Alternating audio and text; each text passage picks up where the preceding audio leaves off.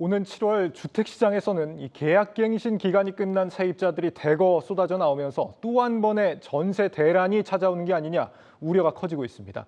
때마침 새 정부 인수위원회가 이 임대차 3법에 대한 대손질을 예고했는데 어떻게 바뀌는 게 좋은지 알아보겠습니다. 먼저 현재 전세시장 분위기를 임동진 기자가 살펴봤습니다.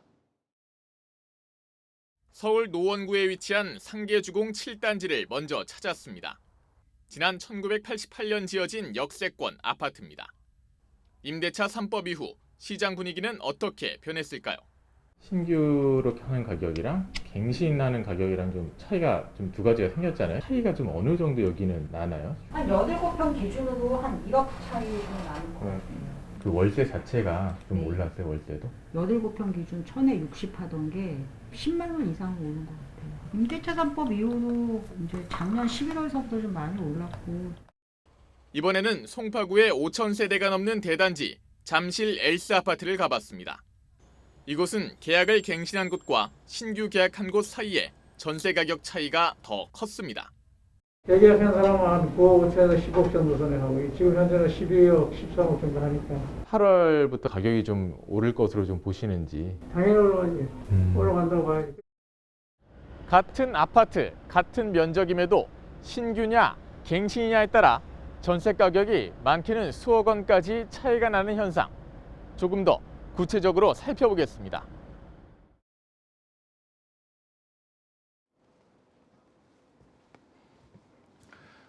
네, 앞서 상계주공 7단지와 잠실 엘스의 시장 분위기를 살펴봤는데요.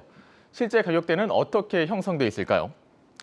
먼저 상계주공 7단지, 지난 1월 58제곱미터 거래된 내역입니다. 11층의 경우 2억 4천만 원에 갱신된 가격으로 계약이 됐는데 이 같은 면적, 신규로는 3억 5천만 원에 계약이 됐습니다. 같은 면적임에도 1억 원 이상 가격이 차이가 나는 상황입니다. 비율로는 45% 이상 높은 수준이고요. 지난 6개월간 거래된 가격의 분포들을 한번 보시겠습니다. 이렇게 확연하게 이중으로 가격이 분포되어 있는 것을 확인할 수 있습니다. 네, 다음으로는 잠실 엘스 아파트 전세 가격을 한번 보실 텐데요. 네, 84제곱미터 기준 지난 1월 거래된 이 두 개의 전세 매물입니다. 3층의 경우 갱신 가격이 9억 4,500만 원이었는데 신규 가격은 12억 5천만 원으로 3억 원 이상 차이가 났습니다.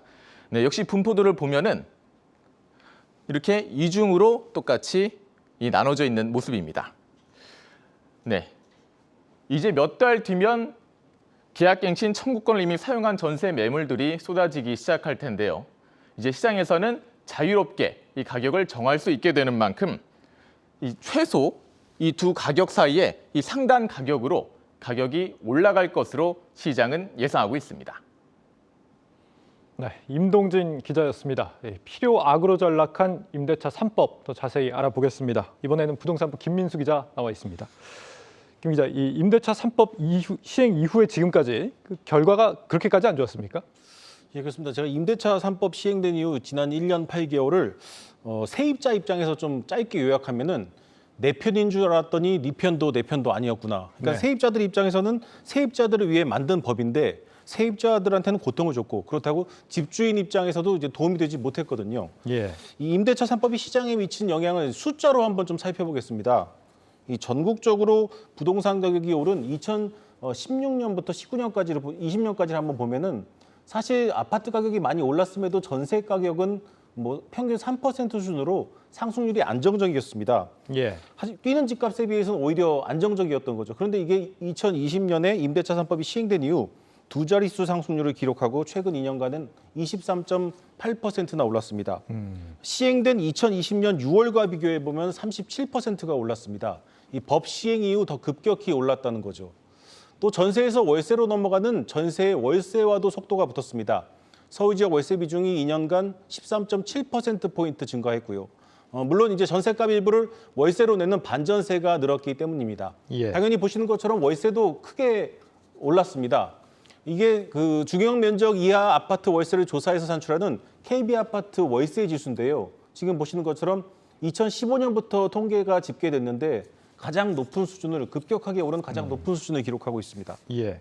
물론 이제 기존에 이미 전세를 살았던 분들의 경우에는 계약갱신이 한번 되면서 오히려 싼 값에 사는 효과를 누리긴 하셨겠지만 집주인이 이제 살겠다고 하면서 쫓겨난 분들이라든지 아니면 새로 전세 계약을 하신 분들 같은 경우에는 굉장히 피해가 컸다 이렇게 볼 수 있겠습니다. 그런데 앞서 이제 임동진 기자 얘기를 좀 들어보면은 7월 이후에는 전세 구하기가 더 힘들어질 거다 이런 우려가 나오고 있다고요?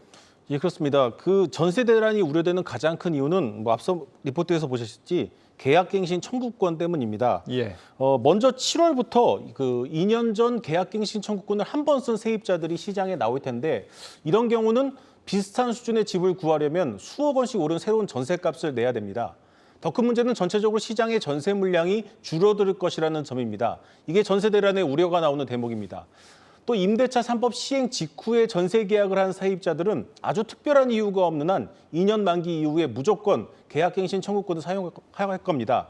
2년 새 전세값이 크게 올랐기 때문인데 당연히 새롭게 시장에 나오는 물량은 줄어들겠죠. 네. 전세값이 너무 올랐지만 이번 기회에 집을 사기에는 집값이 더 올랐고 또 너도 나도 계약갱신 청구권을 쓰다 보니까 시장의 전세 물량 자체가 줄고 이렇게 되면 전세값이 뛸 것이 뻔합니다. 이 아파트 숫자는 좀 한정적이기 때문이죠. 예, 집주인들이 또 가격을 올려받을 거기 때문에 이번에 이제 계약갱신이 끝나고 한번 끝나고 나오시는 분들의 경우에는 아마 이 가격 부담이 확 뛸 걸로 예상이 됩니다. 사실 이 주택 공급이 현저하게 좀 부족한 상황에서 이런 부작용 이미 좀 예상이 가능했을 텐데 아무래도 좀 정부가 당장에 급한 불을 끄려다 보니까 이런 무리수를 든 게 아닌가 싶은 생각도 듭니다. 임대차 3법이 사실 취지 자체는 참 좋지 않습니까? 예, 그렇습니다. 외국에도 비슷한 제도가 있잖아요. 예, 외국에도 뭐 몇몇 선진국들이 임대료 상한폭을 규정하는 규제를 하고 있습니다. 예. 먼저 그 가장 대표적인 독일의 경우를 한번 살펴보겠습니다. 그 임대차 3법을 도입하면서 민주당이 이제 성공 사례로 꼽았던 곳인데 실제로 그런지 한번 살펴보겠습니다. 이 독일 베를린은 지난 2020년 2월에 월세 상한제를 도입을 했습니다. 예. 2014년 이전에 지어진 건물은 5년간 월세를 동결하고 또 새로운 월세 계약은 일정 수준을 넘지 못하도록 이제 상한 기준표를 따르도록 했습니다. 그런데 이 월세 상한제는 1년 만에 위헌 판결이 났습니다. 뭐 단순히 이제 법 자체의 문제라기보다는 독일 연방 정부에서 중복 규제를 하고 있다는 이유였는데 이와는 별개로 그 효과를 한번 살펴보겠습니다. 일단 그 월세 상한제가 적용된 주택 월세는 11% 하락하는 효과는 봤습니다. 하지만 바로 공급이 줄었습니다. 이 독일 공영방송 보도를 보니까 월세 상한제 도입 이후 평균 임대료는 7.8% 하락했지만 신규 월세집 공급은 30%나 감소했다고 합니다. 예. 또 이제 시내 공급이 줄다 보니까 베를린 사람들이 도시 외곽으로 향하면서 베를린 외곽 지역 월세가 12%나 올랐습니다. 이제 풍선 효과가 생긴 거죠. 이 독일 경제연구소 연구에 따르면 이 월세 상한제 시행 예고만으로 공급이 11% 줄었고 실제 시행이 드러나고 난 후에는 57.5%가 더 줄었다고 합니다. 이 종합적인 결과로 볼 때 성공이라고 보기엔 좀 다소 어렵겠습니다. 그러니까 막았더니 오히려 다른 쪽에서 문제가 터졌다라는 건데 혹시 뭐 참고할 만한 좋은 뭐 성공적인 사례 같은 건 없습니까? 이 부작용은 좀 별개로 하고 임대료 통제에 효과적이었다고 평가받는 곳이 있습니다. 예. 바로 프랑스인데 2018년 프랑스 정부가 법을 만들어서 임대료 상한제를 지자체 자율에 맡긴 이후 파리를 비롯한 여러 도시가 시행 중입니다. 이게 보시는 게 이제 임대료 기준 공유 사이트인데요. 예. 핵심은 매년 물가 상승률을 반영해서 임대료 기준을 정한다는 점입니다. 정부가 주택의 종류와 입지에 따라서 세세하게 기준 임대료를 중심으로 상한선과 하한선을 정합니다. 집주인은 이 타당한 근거가 있는 경우에만 상한선을 넘는 임대료를 부과할 수가 있습니다. 2019년 이제 파리시가 가장 먼저 도입한 이후 효과가 입증되면서 다른 지방 도시들이 참여하고 현재 30여 개 시가 참여 중입니다. 나름대로 임대료 통제 효과를 봤다고 평가받고 있습니다. 간단하게 미국의 경우도 살펴보면요. 뉴욕이나 워싱턴 DC, LA, 샌프란시스코 등 일부 대도시를 중심으로 규제가 이루어지고 있습니다. 임대료 안정을 위해서 일정한 인상률을 유지하는 게 핵심인데요. 그 연간 인상폭이 보통 5에서 10% 수준인데 아주 낮지는 않죠. 예. 그래서 때문에 이제 예측 가능한 인상률을 유지하기 위한 일종의 뭐 규제라고 해석이 되고 있습니다. 그러니까 적당한 폭을 좀 정해놓고 나머지는 좀 자율에 맡기는 이런 규제 같습니다. 예, 그렇습니다. 우리도 지금 새 정부가 임대차 3법에 대한 대손질을 예고하고 나섰는데 어떻게 바꿔야 하는지가 지금 고민입니다. 지금 저희 김원규 기자가 전문가들의 의견을 좀 취재를 해봤다고 하는데 지금부터 자세히 정리를 해드리겠습니다. 부동산 전문가 8명 중 5명은 임대차 3법을 폐지해야 한다고 입을 모았습니다. 시장 안정을 취지로 법을 내놨는데 되레 전셋값이 치솟았기 때문입니다. 권대중 교수는 온갖 부작용을 경험했고 그에 따라서 임대차법을 없애는 것이 전세시장 안정화의 해답이라고 답했고요. 또 김학렬 소장도 부작용만 생겼고 개선의 여지가 없으니 폐지해야 한다고 말했습니다. 뒤이어 윤지혜 연구원 인터뷰 보고 오시겠습니다. 임대차 3법은 전세 물건이 시장에서 원활하게 거래되기 어려워지는 경직성을 유발했고요. 과거보다 임대차 물건의 희소성이 더 높아지면서 공급 부족과 초과 수요에 따라 가격이 급등하는 부작용을 만들었습니다. 문제는 민주당이 국회에서 다수 의석을 차지하고 있는 만큼 법 개정 자체가 사실상 불가능하다는 점입니다. 때문에 전면 폐지보다는 부분 수정을 통해서 시장 충격을 최소화하는 게 바람직해 보입니다. 서진용 교수는 폐지 자체가 현실성이 떨어지고 단계적인 조정이 필요할 때라고 밝혔습니다. 실제 전문가 8명 중 5명은 기존 임대 계약 기간인 2년 플러스 2년 연장 계약이 아닌 3년 단일 계약을 해야 한다고 목소리를 높였습니다. 중고교 학업 기간이 3년으로 전세 수요에 맞춰서 이 수요를 계속해서 맞추면서 개선 방안을 내놔야 한다는 목소리입니다. 제도의 변화가 있더라도 사람들에게 미치는 충격이나 인지적인 변화가 가급적 최소화될 수 있는 시점을 택해야 하는데 그런 맥락에서 만약 임대차 기간을 연장을 한다면 현행 2년에서 3년으로 연장하는 것이 가장 바람직하다고 생각합니다. 여기에 더해 박원갑 의원은 임대인에게는 별도의 인센티브를 부여하는 방안도 필요하다고 덧붙였습니다.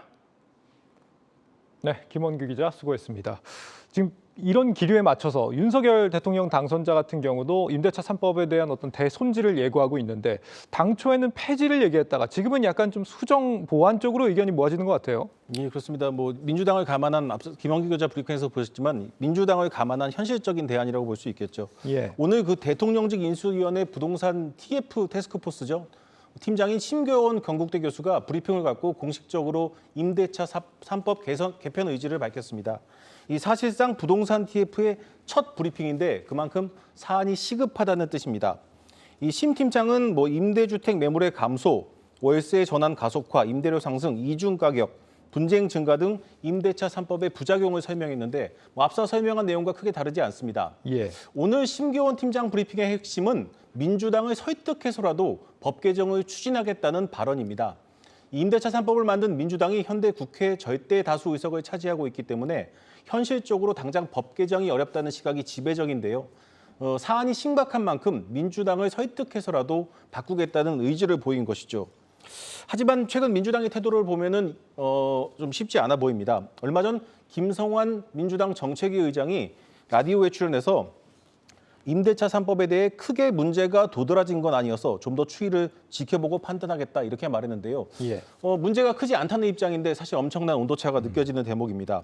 이 설득하는 과정이 쉽지는 않아 보입니다. 네, 좀 시일이 걸릴 수도 있겠습니다. 그렇다면 지금 거론되고 있는 이 임대차 3법 개편안 어떤 것들이 있습니까? 예, 현재 인수위 주변에서 언급되는 개선안을 좀 살펴보면요. 현재 최대 4년까지 연장할 수 있는 계약갱신 청구권을 폐지하고 전세 기간을 자체를 3년으로 늘리는 개선안이 언급되고 있고요. 전월세 상한제의 경우 아예 없애는 방안과 상한율을 5%보다 높이는 방안이 검토되고 있습니다. 예. 또 계약 기간을 자발적으로 연장하거나 세입자들의 부담을 덜어준 착한 임대인을 위한 인센티브 제도가 나올 예정이고요. 최종적으로 이제 문재인 정부가 폐지한 등록 임대사업자 제도 부활도 검토 중입니다.